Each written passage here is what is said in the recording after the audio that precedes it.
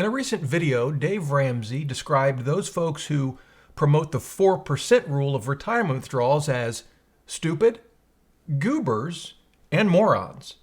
He even described the rule as bogus and said that it, his words, pisses him off to no end.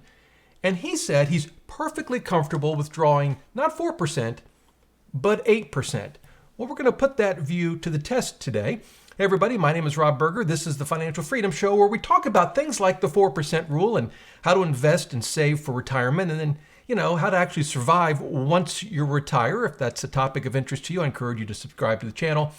I also send out a newsletter every Sunday morning. You can get a link to that newsletter. It's free below this video. So I will link to the video. Dave and his daughter Rachel it's a call-in show. A listener had called in and had said that he's thinking 4 to 5%, even heard 3%, and Dave kind of just for like 9 minutes just went off. And I will link to that video below this one. But it's actually a really important topic. Dave is fundamentally wrong. I have, without equivocation, he is wrong that 8% withdrawal rate would be incredibly, incredibly dangerous. The question is why?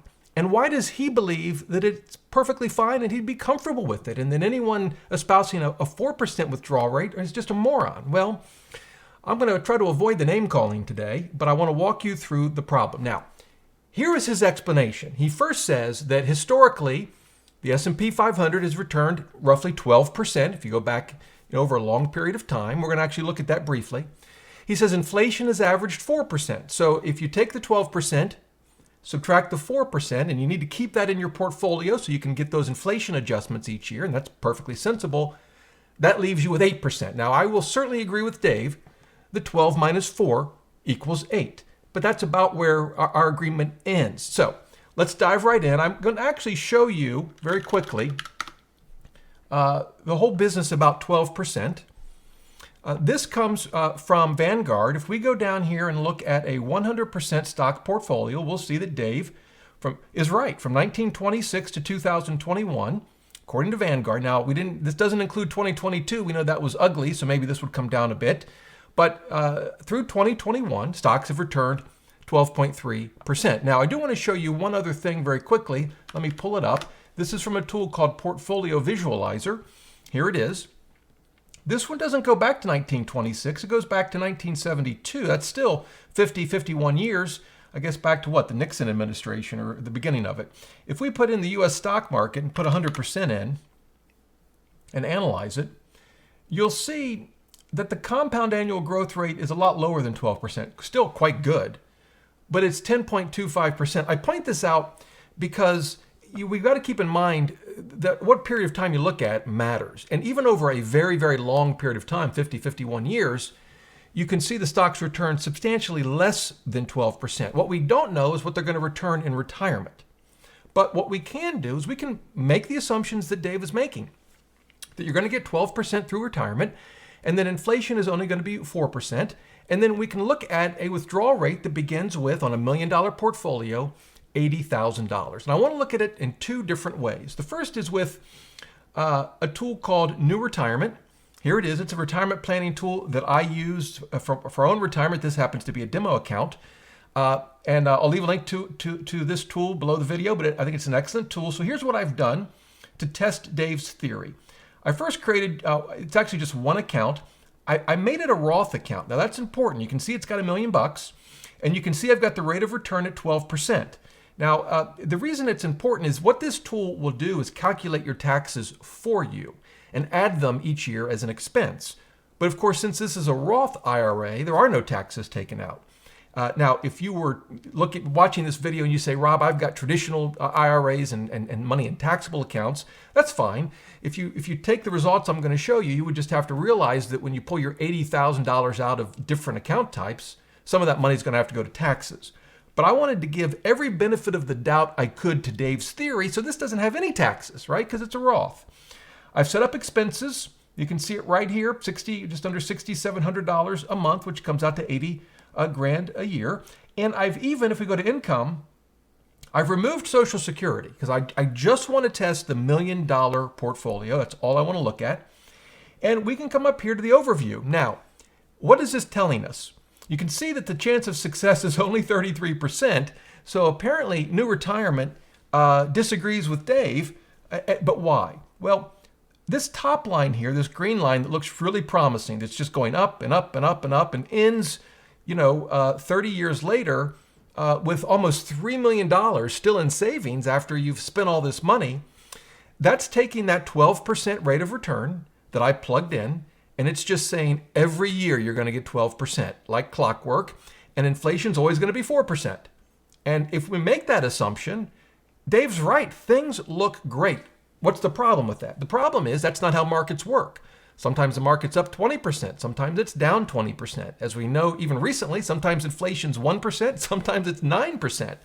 It goes up and it goes down, both inflation and market returns.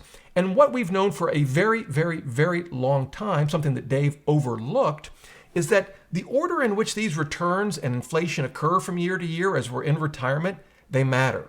If we get really bad years, that is stock market losses and high inflation in the early years of retirement, it has a compounding effect. And the fact that over a 30-year retirement, we might still end up averaging 12% because maybe in the last 10 years, the stock market did great, that doesn't save us. We can have bad years to begin with that are so bad that it tanks our retirement. And in fact, I can show you, it's right here. Because while that top line just assumes 12% every year from now until eternity, this darker green line doesn't. This is a Monte Carlo analysis where it tries to simulate reality. Some years are good, some years are bad. With stock market returns, with inflation, sometimes it's up, sometimes it's down. And what it said is we ran 500 different simulations, and if we look at a 90% success ratio or odds, so that, what could you do here with only 10% of those simulations failing? Well, you basically go bust in 10 years. That is to say, when you actually inject what I'll call reality into this, rather than just assuming we get 12% every single year, you will see that, in fact, you have a very, very, very good chance of running out of money. Now, you might say, well, that's a simulation, Rob. That's great. But let's use historical data. Let's actually look at the past. Dave likes to say that in the past, the markets return 12% a year. Of course, that depends on, exactly what years you look at, but fine. Well, let's look at history. We can do that with the second tool I want to show you today. It's called FI Calc. This is free. Actually, New Retirement, there's a free version. I use the paid version. FI Calc is a free calculator. So we're going to leave the duration of our retirement at 30 years. We've got $1 million portfolio. We're going to put all of it in stocks because that's what Dave says to do. And we'll go here. So we've got it all in stocks. And we're going to use the constant dollar approach, which adjusts for inflation. And instead of 40,000, we're going to start with 80. That's what he said we could do. And here's our if we use historical data, here's our chance of success, which means this goes back to 1871, and it looks at year by year, 30-year periods, and it says about 40% of the time, you actually do survive. You still have money left over at the end of 30 years, but unfortunately, 60% of the time you run out of money. We can actually come down here and look at the specifics. A check mark means you survived. An X means, you ran out of money. So we've actually had, as you see here, in recent years, a lot of check marks. We have to, apart from retiring in 1990, you have to go all the way back to a retirement beginning in 1977 to run out of money. Why is that? Well, we've had pretty good markets the last 30 or 40 years. Interest rates have slowly come down over a 40-year period. Things have been really good. But we can see here, things were not good at all for even a longer period of time. And then, of course, if we go back further, it's a mix. And you could open up each of these and see how quickly you're going to run out of money. Sometimes you run out of money super quick, right? That happens when you've got bad markets and high inflation. And if you're old enough like I am, you remember that from the 70s and early 80s.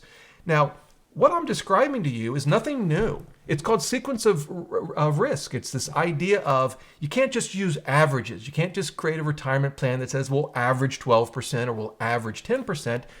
The order of those returns year by year matter, as does the order of inflation. That's what Bill Benken's 1994 paper, we take from that what's called the 4% rule.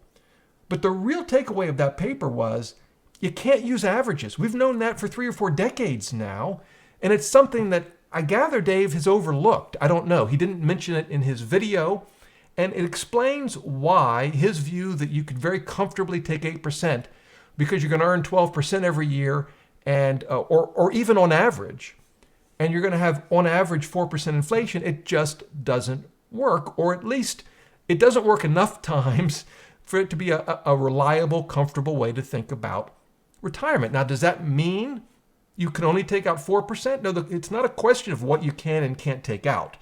It's a question of understanding the pros and cons and the risks of whatever you decide. Historically, 4% has been that initial withdrawal rate that has survived in pretty much every 30-year retirement period going back to 1871. Does that mean 5% is unreasonable? No, not necessarily. You just have to recognize that if you happen to retire in a bad period, which you might not know for the first 10 years or so of retirement, you might have to cut back. On the other hand, maybe it'll turn out to have been a really good time to retire and you can spend a little more. It's not a question of right or wrong, but it is a question of understanding the risks and understanding that you can't simply rely on average returns and average inflation to come up with a retirement plan. At the end of the day, I think for the vast majority of people, an 8% withdrawal rate gives you the chance of succeeding that's so low, it's just simply not reasonable. And it's something that Dave, I guess, just hasn't focused on. Who knows? Maybe he'll watch my video. So there you go. That's my take on Dave Ramsey's 8% withdrawal rate. If you have any questions, leave them in the comments below. I'd be happy to help you out any way I can. And until next time, remember, the best thing money can buy is financial freedom.